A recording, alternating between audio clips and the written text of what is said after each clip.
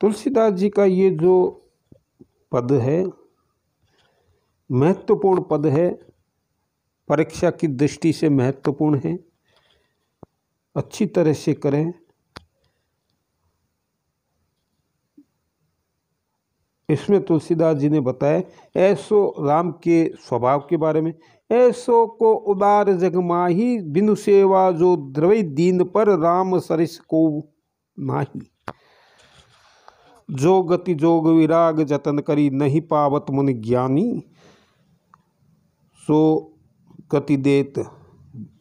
गति देत गीत सबरी क, प्रभु न बहुत जियत जानी।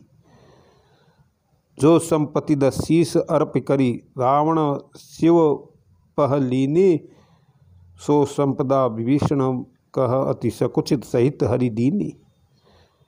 तुलसीदास सब भांति सकल सुख, जो चाहत मन मेरो।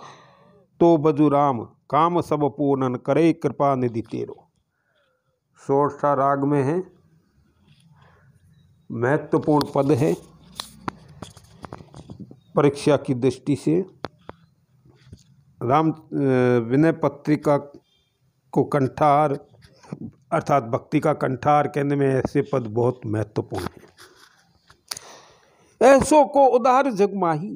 तुलसीदास जी कहते हैं संसार में ऐसा कौन उदार हृदय है, ऐसा कौन दयालु है, ऐसा कौन कृपा करने वाला है जो बिना ही सेवा किए दीन जनों को निहाल कर देता है, दीन जनों को तार देता है, दीन जनों के दीन दुखियों के दुख दूर कर देता है। ऐसा इस जगत में कोई नहीं है।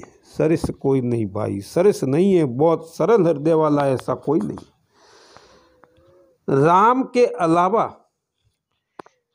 राम सरस को नाही कोई नहीं है, जो बिना सेवा ही अर्थात कोई भी व्यक्ति जब उसकी हम सेवा करेंगे तभी वो प्रसन्न होगा, तभी वो कुछ फल देगा। लेकिन राम तो थोड़ी सी सेवा करने, बिना सेवा के ही जो दीन है, दुखी है, दीन दुखी जन है, उनको निहाल कर देते हैं। जो गति जोग विराग जतन करी, नहीं पावत मुनि ज्ञानी। सो गति देत गीत सबरी कह, प्रभु न बहुत जियत जानी। जिस परम गति, जिस परम धाम को,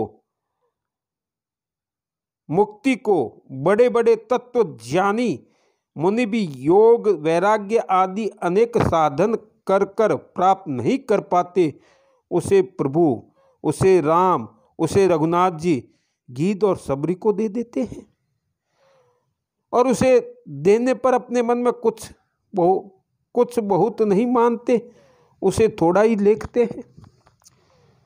अब दो अंतर कथाएं हैं इसमें। आपको पहले भी बताया है कि जब आप व्याख्या करेंगे तो अंतर कथा को भी लिखना होगा। जो गति देत गीत सबरी कह, प्रभु न बहुत जियत जानी। देखो ऋषि मुनि जो है क्यों तपस्या करते हैं, तत्व ज्ञानी जो है वैरागी है क्यों साधना करते हैं, क्यों समाधि लगाते हैं? ईश्वर को प्राप्त करने के लिए, ब्रह्म को प्राप्त करने के लिए, मोक्ष को प्राप्त करने के लिए, मोक्ष गति पाने के लिए वो तपस्या, वैराग्य, साधना, समाधि आदि लगाते हैं। और वो सारे जो बड़े बड़े ऋषि मुनि भी जिसको प्राप्त नहीं कर सकते, वो राम किसको दे देते हैं? गीद और सबरी को। गीद कौन था?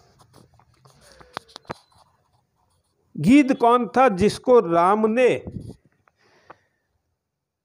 मोक्ष की प्राप्ति करा दी? राम ने जिसको मोक्ष की प्राप्ति करा दी वो गीद कौन था? जिसको जटायु कहते हैं। रावण से युद्ध करते हुए जब सीता का हरण हुआ तो गीद ने रोका रावण को, जटायु ने रोका, और रावण ने क्या किया? उसके पर काट दिए। तो राम आए तो सबसे पहले जटायु ने यह बताया कि सीता का हरण रावण ने किया है, और वो दक्षिण की ओर गया है। आगे गए तो सबरी मिली, जिसका उल्लेख शास्त्रों में आए कि झूठे बेर खाए, लेकिन रामचरितमानस में झूठे बेर का वर्णन नहीं है। वाल्मीकि ने वर्णन नहीं किया है। झूठे बेर का वर्णन सुख सागर में आया है कि सबरी के बेर खाए, और वो भी सबरी प्रसिद्ध हो गई, और जिसको भी राम ने माता से संबोधित किया था, और उनको परम गति देते हुए भी ये जाना कि हमने इतनी इन्होंने भक्ति की है, सबरी ने इतनी भक्ति की है, तो मैंने कुछ भी नहीं दिया है। मन में बड़ा संकोच हुआ। और आगे जो पंक्ति है, महत्वपूर्ण पंक्ति है, जो संपत्ति 10 शीस अर्पि करी, रावण शिव पह लीनी, सो संपदा विभीषण कह अति सकुच सहित हरि दीनी। अब जो लंका है, सोने की लंका है, उसके बारे में भी आता है कि रावण ने शिव जी को अपने 10 सिर चढ़ा करके उनसे जो संपदा प्राप्त की थी, वह राम ने बड़े संकोच के साथ विभीषण को दे दी।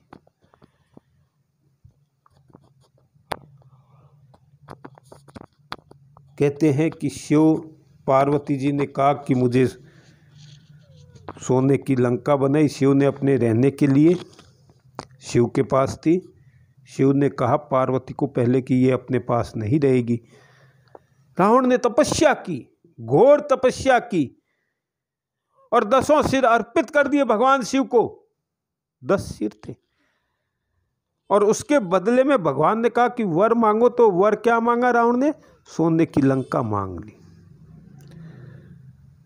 जो सिर चढ़ाने पर अपना सिर चढ़ा देना, कहते हैं कि मैं अपना सिर चढ़ा दूंगा, मतलब प्राणों को अर्पण कर देना और उसके बदले कोई वस्तु प्राप्त करना, कितनी महत्वपूर्ण है। जो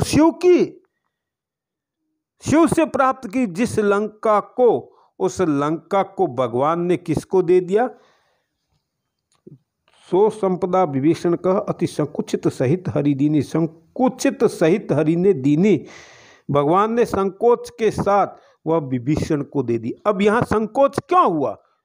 भगवान को और संकोच राम को, और संकोच देने में संकोच किस लिए हो रहा है? क्योंकि वो लंका रावण की थी, राम की कैसे हो गई? क्योंकि रावण और राम का युद्ध होगा, रावण को मृत्यु की प्राप्ति होगी, और रावण की होगी। रावण पर विजय प्राप्त करेंगे तो वो संपत्ति किसकी हो जाएगी? राम की हो जाएगी। राम की हो जाएगी तो राम ने विभीषण को दे दी, और उसमें संकोच है। संकोच होने का कारण क्या है? संकोच क्यों हो रहा है? देने में और संकोच, और वो भी लंका, सोने की लंका जो शिव से प्राप्त की थी, इतनी जो स्वर्ग के बराबर है। संकोच इसीलिए हो रहा है राम को कि ये रावण की है, विभीषण के भाई की है, तो जिसकी वस्तु है उसको ही वापस देते हैं, तो संकोच तो हो गई। हमने इसे कुछ भी नहीं दिया है, लंका का राज्य विभीषण को हमने कुछ नहीं दिया है। ये तो आनुवंशिक ही था, या उनका उत्तराधिकारी कभी ना कभी तो बनता, उत्तराधिकारी कभी ना कभी तो होता ही, इसलिए मैंने कुछ नहीं दिया, इसी बात का संकोच है। अब आगे अंत में कहते हैं तुलसीदास जी, तुलसीदास सब भांति सकल सुख, जो चाहति मन मेरो, तो बजु राम काम सब पूर्ण करे, कृपा निधि तेरो। तुलसीदास जी कहते हैं कि अरे मेरे मन, जो तू सब प्रकार से सब सुख चाहता है, तो श्री राम जी का भजन कर, कृपा सागर प्रभु तेरे मन की सारी कामनाएं पूरी कर देंगे, तेरे सभी मनोरथ सफल हो जाएंगे। यह जो भाव है, मन को संबोधित करते हुए तुलसीदास जी ने बहुत ही सुंदर बातें कही है। अब जो यहाँ का है, देखो कि बिना सेवा के, बिनु सेवा पर, बिना किसी बदले की आशा के जो कृपा की जाती है, वही सच्ची कृपा है, वही सच्चा प्रेम है, वही सच्ची भक्ति है। बदले के लिए जो किया जाता है वो तो क्या हो जाता है, व्यापार हो जाता है, कृपा नहीं होती। आपने किसी का कार्य किया और उसके बदले में उसने आपसे कुछ चाहा, आपने किसी की भलाई की और आप ये चाहते हैं कि यह भी बुरे वक्त में मेरी भलाई करे, तो वो क्या हो गया, व्यापार हो गया। और व्यापार हो गया, वहां भक्ति नहीं हो सकती। यहाँ तो राम की भक्ति है। निष्कारण कृपा करने वाले, अहेतुक प्रेम करने वाले तो एक परमात्मा ही है, एक राम ही है, एक रघुनाथ ही है, जो बिना कारण ही कृपा करते हैं।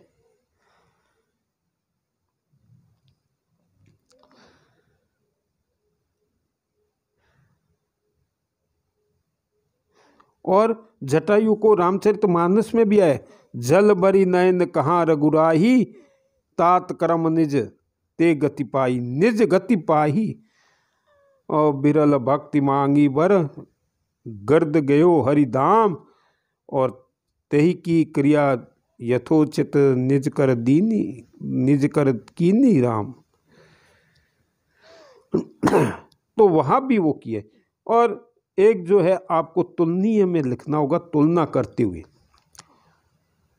जो बात आई है ना, कौन सी, जो संपत्ति द शीस अर्प करी रावण सिय पह लीनी, उसमें आप तुलनीय में लिखेंगे। यह दो रामचरितमानस में भी आया है। रामचरितमानस के जो सुंदर कांड है उसमें भी यही बात आई है। जब विभीषण राम से मिलने आते हैं, राम से मित्रता होती है, राम लक्ष्मण को कहते हैं कि समुद्र का जल लाओ और मैं अभी विभीषण का राज्याभिषेक करूंगा, लंका का राजा नियुक्त करता हूं इनको। वहां ये बात कहते हैं, जो संपत्ति से रावण ही दीन दिए 10 मात, और सो संपदा विभीषण ही सकुच दीन रघुनाथ। वहां भी ये बात कही है, जो संपदा, देखो थोड़ा सा ही अंतर है, बाकी भाव और वो सारी की सारी बातें एक ही है। 10 मात है उसमें, दीन दिए 10 मात, और सो संपदा विभीषण ही सकुच दीन रघुनाथ, सकुच दीन। अब जो संपत्ति, इतनी बड़ी संपत्ति जो विभीषण को संकोच के साथ दे दी। देखो अंतर कथाएं 2 आएगी, सबरी की आ जाएगी। और सबरी का क्या था, सबरी तपस्या कर रही थी, राम पहुंचे तो सबरी ने, वो मगन थी राम के दर्शन कर करके, वो मोक्ष को प्राप्त हुई। और कहते हैं कि उसी ने कहा था कि आप आगे जाएंगे, पंपा सरोवर पर सुग्रीव नामक वानर है, वो सचिव के साथ रहता है, उससे आप मित्रता करोगे तो सीता की खोज होगी और उसके बाद आपको विजय की प्राप्ति होगी। तो ये बात सबरी ने बताई थी उनको। सबरी ने ये सारे उपाय बताए और ये राम को कहा कि आप वहाँ जाए, और राम वहाँ गए। हनुमान जी से मिलन हुआ किष्किंधा कांड में, और फिर हनुमान जी ने सीता की खोज की और ये आया। तो अंतर कथाएँ भी आपको, गीध और जटायु की अंतर कथाएँ भी लिखनी होगी। ये रामचरितमानस में भी आया है और विनय पत्रिका में भी आया है, और भी कई जगह इनका तुलसीदास जी ने वर्णन किया है। सबरी के विषय में रामचरितमानस में भी आया है, जोगी वृंद दुर्लभ गति जोही, और तो कहु आज सुलभ भर सोई, मम दर्शन फल परम अनुपा, जीव पाव निज सहज स्वरूपा। सबरी को उन्होंने वो सहज में ही परम धाम, निज, देखो दोनों में निज का आया है। निज धाम क्या है, निज सहज स्वरूपा, अपने निज स्वरूप का दर्शन कराए। निज का दर्शन कराना, निज धाम को भेजना। अब निज धाम क्या है? वैकुंठ धाम को भेजना। महत्वपूर्ण पद है, इसको आप परीक्षा की दृष्टि से भी याद करें।